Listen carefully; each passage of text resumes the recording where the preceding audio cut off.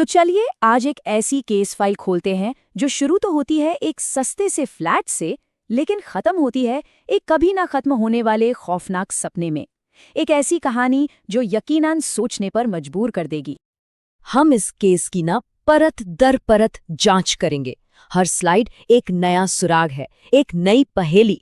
तो ध्यान से सुनिएगा, क्योंकि इस फ्लैट में कुछ भी वैसा नहीं है जैसा दिखता है। तो सबसे पहले बात करते हैं उस लापता किराएदार की। ये सिर्फ एक गुमशुदगी का मामला नहीं है, ये उस जगह की जांच है जहां से ये सब कुछ शुरू हुआ। जब पुलिस ने पूरी छानबीन की तो उन्हें कुछ भी नहीं मिला, मामला बंद कर दिया गया। उनकी ऑफिशियल रिपोर्ट में जानते हैं क्या था? सिर्फ ये 2 शब्द, लापता व्यक्ति। बस, कोई जानकारी नहीं, कोई सुराग नहीं, बस एक खालीपन जो इस केस को और भी ज्यादा अजीब बना देता है। और जो चीज इस केस को सबसे अजीब बनाती है वो ये है कि क्राइम सीन पर कुछ था ही नहीं। मतलब एक इंसान जैसे हवा में ही गायब हो गया हो। कोई बॉडी नहीं, कोई खून नहीं, स्ट्रगल का तो कोई निशान तक नहीं। बस फर्श पर पड़ा एक फोन और दरवाजे के बाहर एक अकेली तस्वीर। और सबसे हैरान करने वाली बात, कुछ ही हफ्तों में उस फ्लैट को फिर से रेंट पे चढ़ा दिया गया, जैसे कुछ हुआ ही ना हो। और यहीं से एंट्री होती है हमारी कहानी के मेन कैरेक्टर की, कबीर। उसको फ्लैट की हिस्ट्री के बारे में जाहिर है कुछ नहीं पता था। उसने तो बस एक सस्ती सी डील देखी और हाँ कर दी। शिफ्ट होने पर सोसाइटी के गार्ड ने उसे थोड़ा अजीब सा वॉर्न किया। उसने कहा पिछला लड़का वो बस अचानक चला गया रात में। लेकिन आप जानते हैं कबीर ने इसे क्या समझा? एक बुजुर्ग का ड्रामा। इग्नोर कर दिया। आखिर शहरों में लोग आते जाते रहते हैं, इसमें इतना अजीब क्या है ना। अब हम आते हैं कहानी के उस हिस्से में जहां से चीजें बिगड़ना शुरू होती हैं। पहली 2 रातें बिल्कुल शांत, लेकिन तीसरी रात सब कुछ बदल गया। ये टाइम याद रखिएगा, सुबह के 3:07। तीसरे दिन ठीक इसी वक्त कबीर के फोन की घंटी बजी। उसने आधी नींद में फोन उठाया और दूसरी तरफ से जो आवाज आई वो हूबहू उसी की थी। उसी की आवाज ने घबराहट में कहा, दरवाजा मत खोलना। और कॉल कट गया।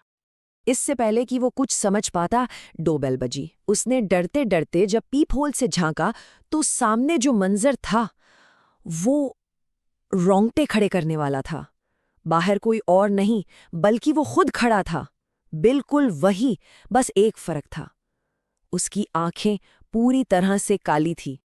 यहां से ये कहानी एक सिंपल हॉरर स्टोरी से बहुत ज्यादा कॉम्प्लिकेटेड हो जाती है। ये कोई सीधा साधा अटैक नहीं था, ये एक जाल था, एक बहुत ही सोच समझकर बिछाया गया जाल। कबीर ने दरवाजा नहीं खोला, वो वहीं खड़ा रहा बिल्कुल बुत बनकर। तभी दरवाजे के नीचे से एक फोटो अंदर आई। उस फोटो में वो अपने ही हॉल में खड़ा था और उसके ठीक पीछे कोई था। और फिर उसके फोन पर एक मैसेज आया। मैसेज में सिर्फ इतना लिखा था, तुमने पिछली गलती दोहरा दी। लेकिन यही तो सबसे बड़ा सवाल है, जब उसने दरवाजा खोला ही नहीं तो गलती क्या थी? क्या गलती हो सकती है? कबीर का दिमाग यही सोच सोचकर पागल हो रहा था, लेकिन जवाब कहीं नहीं था। और जवाब जितना मामूली था उतना ही खौफनाक। दरवाजे का लॉक आधा घुमा हुआ था, मतलब चाल तो पहले ही बिछ चुका था। खतरा दरवाजे के बाहर था ही नहीं। असली खतरा तो घर के अंदर ही था और अब उसका ध्यान उस तरफ गया। बेडरूम का दरवाजा थोड़ा सा खुला हुआ था और अंदर जो आईना था ना, वो अब नॉर्मल नहीं था। जब कबीर ने आईने में देखा तो पहले उसके रिफ्लेक्शन की मूवमेंट में 1 सेकंड की देरी आई। फिर उसके रिफ्लेक्शन ने कबीर के बिना ही अपने आप मुस्कुरा दिया और आखिर में उस रिफ्लेक्शन के पीछे वो ही सफेद कपड़ों वाली औरत आ खड़ी हुई जो उस फोटो में थी। और ठीक तभी उसका फोन फिर से बजा। एक वीडियो कॉल। स्क्रीन पर उसी के बेडरूम का लाइव फुटेज था, लेकिन एक बहुत ही भयानक ट्विस्ट के साथ। वीडियो में कबीर आईने के अंदर फंसा हुआ था और बाहर उसकी जगह कोई और खड़ा था। वो खुद को बाहर से देख रहा था। ये है कहानी का वो मोड़ जहां जाल बंद हो जाता है। ये कोई भूत प्रेत नहीं है, ये एक प्रोसेस है, एक अदला बदली जो अब पूरी होने वाली थी। आईने के बाहर खड़े उसके हमशक्ल ने एक आखिरी बात कही जो इस श्राप का नियम था। उसने कहा, चैन कभी रुकती नहीं। और बस एक ही झटके में सब कुछ बदल गया। असली कबीर को आईने के अंदर खींच लिया गया और उसका हमशक्ल बाहर की दुनिया में उसकी जगह ले चुका था। अदला बदली पूरी हो चुकी थी। अगली सुबह सब कुछ नॉर्मल था। गार्ड ने कबीर को बालकनी में देखा। 2 दिन बाद सोसाइटी के नोटिस बोर्ड पर एक कागज लगा था कि कबीर फ्लैट छोड़कर चला गया है। लेकिन सच तो ये था कि उसे किसी ने जाते हुए देखा ही नहीं। वो बस गायब हो गया, ठीक पिछले वाले की तरह। लेकिन ये कहानी यहाँ खत्म नहीं होती।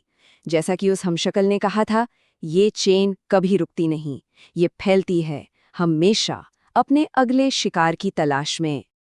और इस कहानी का सबसे खौफनाक हिस्सा शायद यही है कि ये साइकिल अब एक नए शिकार की तलाश में है, जिसके लिए आखिरी लाइन बस इतनी होगी, अगला 3 साथ तुम्हारा है।